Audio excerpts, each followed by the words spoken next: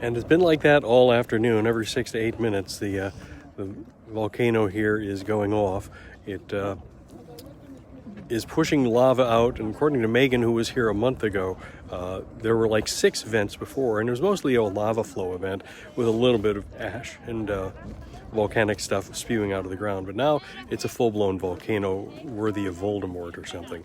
So fascinating afternoon. Got some great pictures and a lot of warmth coming off of the lava field after a lot of cold climbing up this mountain to get to it. So it looks like the valley that we're around is going to be filled in by lava very soon at the rate this is all flowing, because compared to where this was not too many weeks ago, there's an awful lot of volcanic residue spewed all over this part of Iceland. So that's it for now. Another 6 minutes and we'll see the volcano going again, it looks like.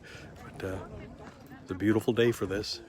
The rain that was forecast did not come, and we're not very far, in fact, from the ocean. If we look over the lava field to the right of where I'm standing, you'll see a lot of steaming lava for a kilometer or two, and then off in the distance, that's the Atlantic Ocean. So pretty amazing time, and we're still going to be here in Iceland for another half dozen days, so it's going to be a lot of fun. All right, that's it.